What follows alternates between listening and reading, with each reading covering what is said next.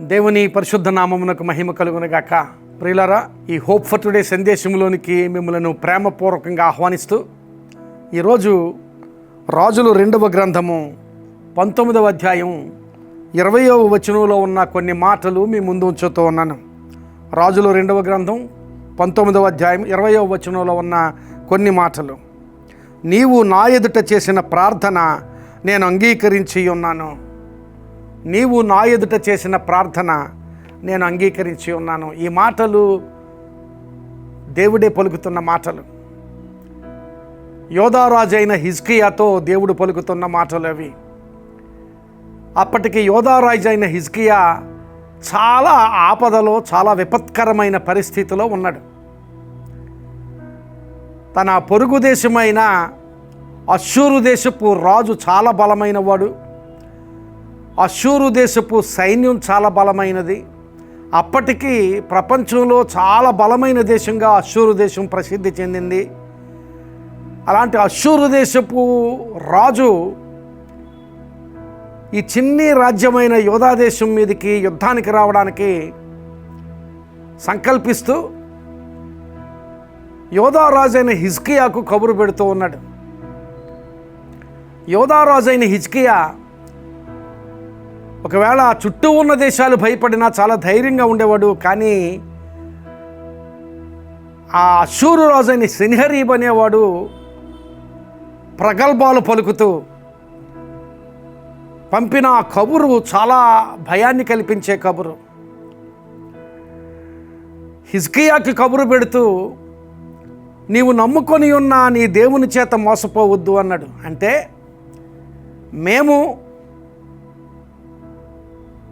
నా ముందున్న రాజులు చాలా దేశాలని జయించాం.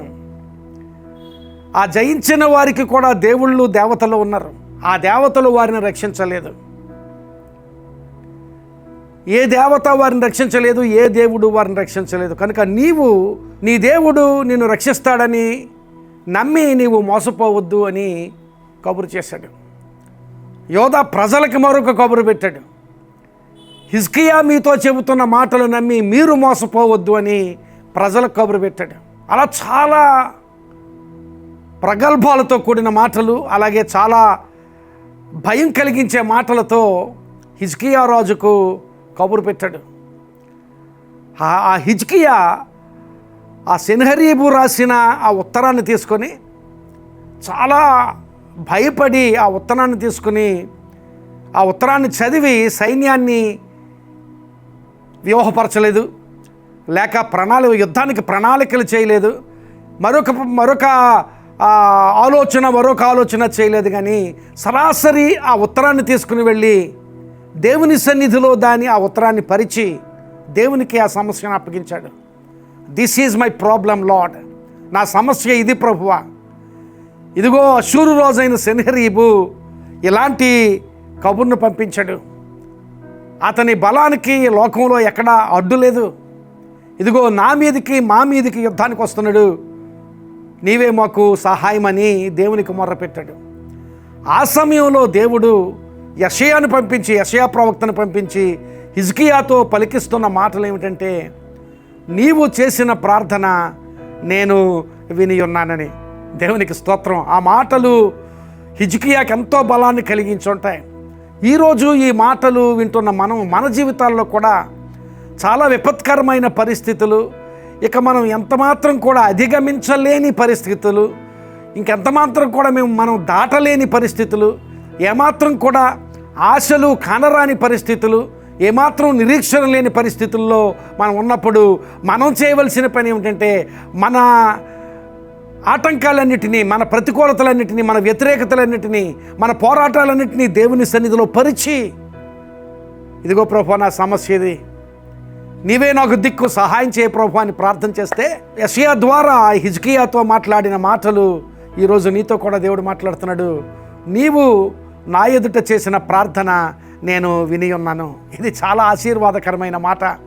నీ సమస్యలో, నీ పోరాటంలో, నీ ఇబ్బందిలో, సమాధానం లేని స్థితిలో, నీ అప్పుల్లో, ఏ విషయంలో చెరలో ఉన్న అనుభవంలో ఉన్నవో ఆ అనుభవంలో దేవుడు మాట్లాడుతున్న ఆ స్థితిలో ఉండి ఆ స్థితిని దేవునికి అప్పగించి ఆ స్థితిని దేవుని సన్నిధిలో పరిచి ఉంచి, దేవా ఈ సమస్య నీకు అప్పగిస్తున్నాను ప్రభువా అని దేవునికి అప్పగించుకుంటే, నీ జీవితాన్ని దేవునికి అప్పగించుకుంటూ ఆ సమస్యను దేవునికి అప్పగిస్తే దేవుడు తప్పక నీ ప్రార్థన వినే దేవుడు.